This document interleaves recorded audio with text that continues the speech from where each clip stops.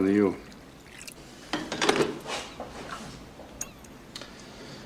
When are you gonna get some furniture? When I get around to it. Charlene's gonna leave me. Why? Not enough steaks in the freezer. With everything we've been doing? Vegas is Super Bowl, clean me out. And you gotta get an old lady. When I get around to it. You got something else on the side? Nothing regular. So you got something else on the side? No. You sure? Yeah, I'm sure. I don't know what you're doing. Remember Jimmy McElwain on the yard used to say, you want to be making moves on the street, have no attachments, allow nothing to be in your life that you cannot walk out on in 30 seconds flat if you spot the heat around the corner. Remember that?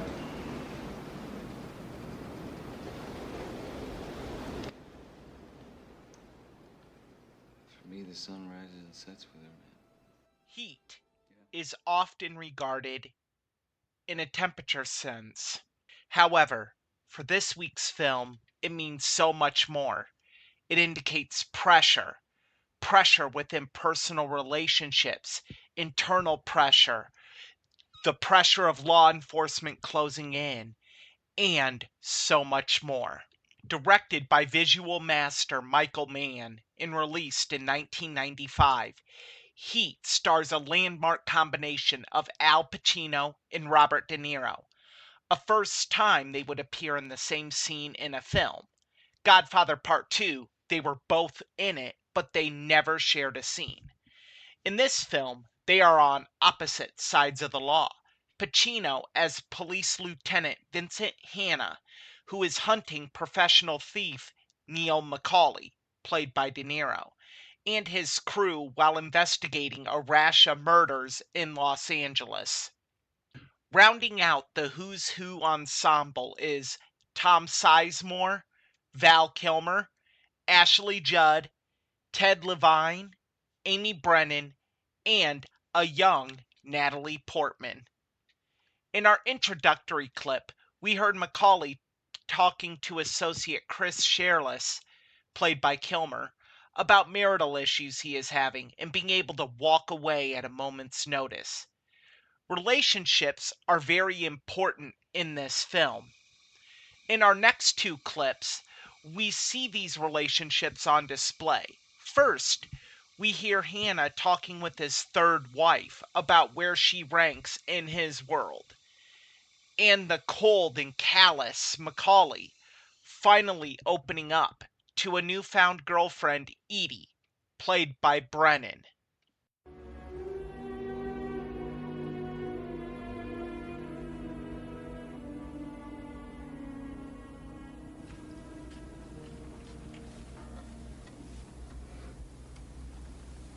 I guess the earth's shattered. So why didn't you let Bosco take you home? I didn't want to ruin their night, too. What was it? You don't want to know. I'd like to know what's behind that grim look on your face. I don't do that. You know it. Let's go. Come on. You never told me I'd be excluded. I told you when we hooked up, baby, that you were going to have to share me with all the bad people and all the ugly events on this planet. And I bought into that sharing because I love you. I love you fat, bald, money, no money, driving a bus. I don't care. But you have got to be present like a normal guy some of the time. That's sharing. This is not sharing. This is leftovers. I see. What I should do is come home and say, "Hi, honey, guess what? I walked into this house today where this junkie just fried his baby in a microwave because it was crying too loud, so let me share that with you. Come on, let's share that. And in sharing it, we'll somehow cathartically dispel all that, ain't it? Right?" Wrong. You know why? Because you prefer the normal routine. We then you lose the power of speech. Because I got a hold on to my angst. I preserve it because I need it. It keeps me sharp, on the edge. where I gotta be.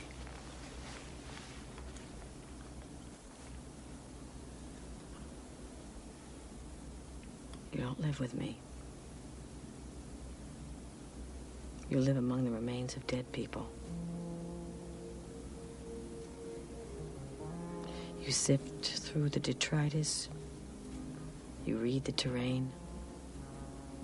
You search for signs of passing, for the scent of your prey, and then you hunt them down. That's the only thing you're committed to. The rest is the mess you leave as you pass through. What I don't understand is why I can't cut loose of you. And now, Edie and Macaulay. So where's your family from originally? They're Scots-Irish. They immigrated to Appalachia in the late 1700s. Where are you from? The Bay Area. Your folks there? Well, my mother died a long time ago. My father, I don't know where he is. Got a brother somewhere.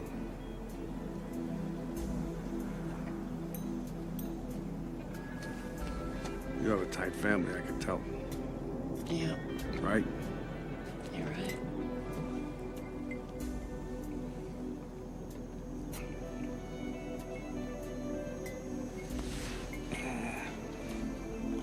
City of Lights. In Fiji, they have these iridescent algae that come out once a year in the water. That's what it looks like out there. You been there? No, I'm going there someday. Oh, yeah.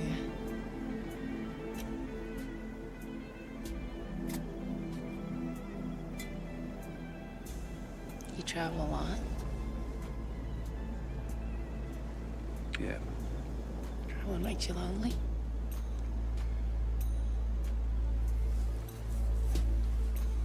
I'm alone. I am not lonely. You? Are you lonely?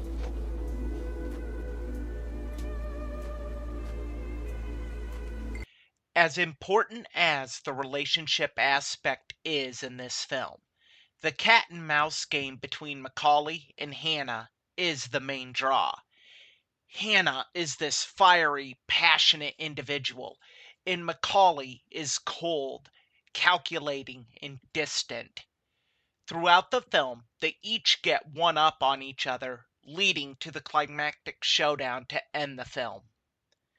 In our next scene, we hear Hannah explain to fellow cops that Macaulay is actually watching them, and he is aware and welcoming of that challenge.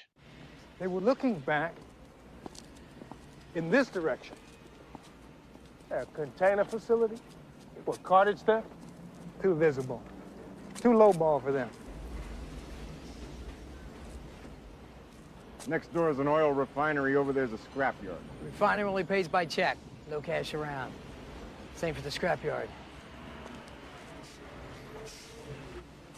Maybe they're stealing hubcaps. A refinery and a scrapyard. What the hell is going on? Well, that's what we're trying to figure out. We thought we had. Thought we had.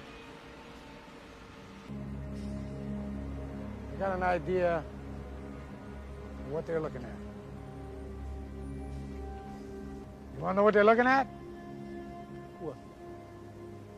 I mean, is this guy something or is he something? This crew is good. You know what they're looking at? What? Us. The LAPD, the police department. We just got made.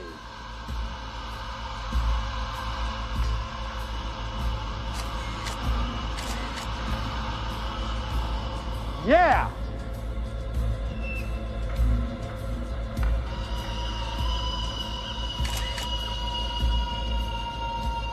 Okay.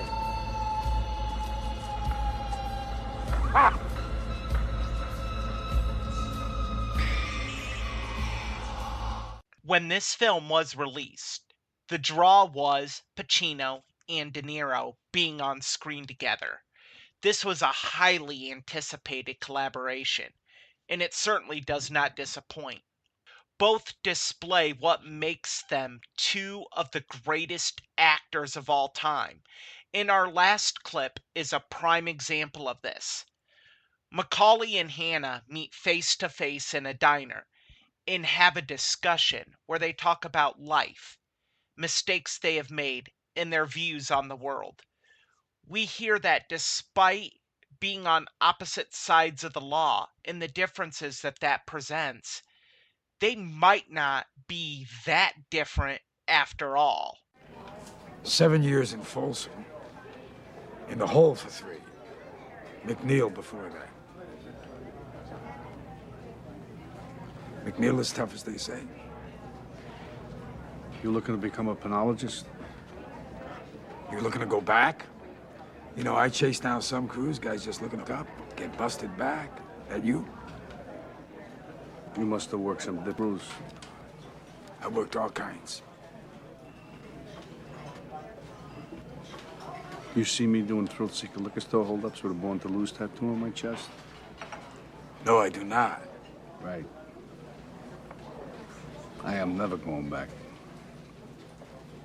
Then don't take down scores. I do what I do best. I take scores. You do what you do best, trying to stop guys like me. So you never wanted a regular type life? Using ball games? Yeah.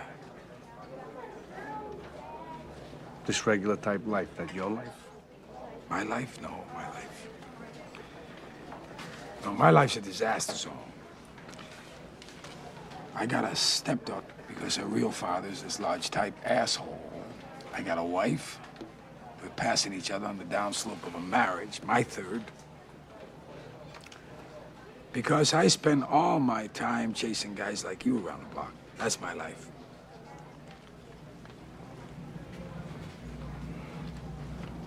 Guy told me one time,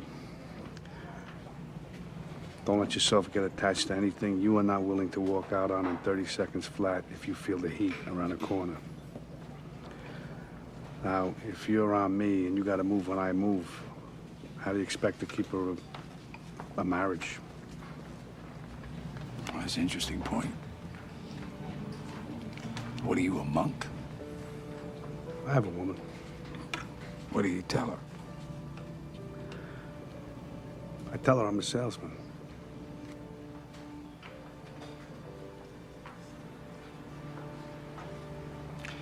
So then if you spot me coming around that corner, you're just gonna walk out on this woman?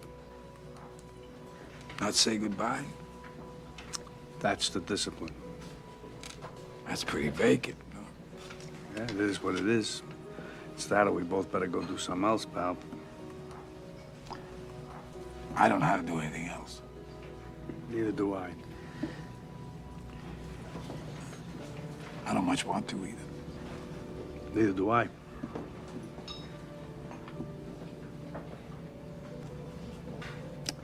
You know, I have this recurring dream.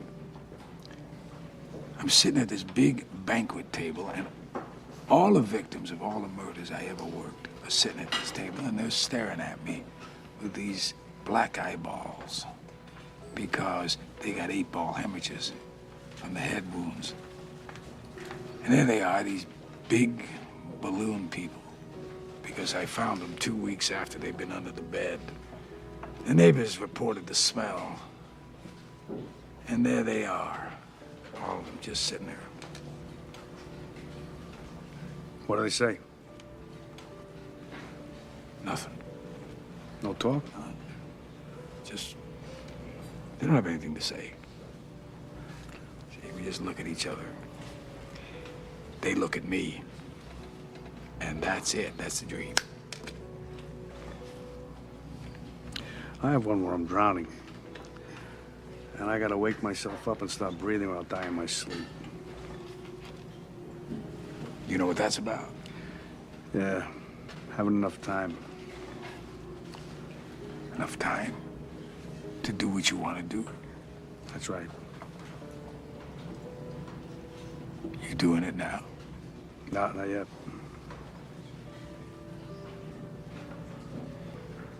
You know, we're sitting here, you and I, like a couple of regular fellas. I mean, you do what you do, I do what I gotta do. And now that we've been face to face, if I'm there and I gotta put you away, I won't like it. But I'll tell you, if it's between you and some poor bastard whose wife you're gonna turn into a widow, brother, you are going down.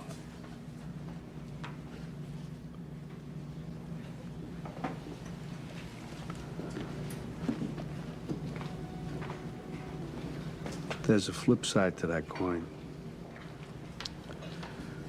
What if you do got me boxed in? Then I gotta put you down. Because no matter what, you will not get in my way. We've been face to face, yeah. But I will not hesitate. Not for a second.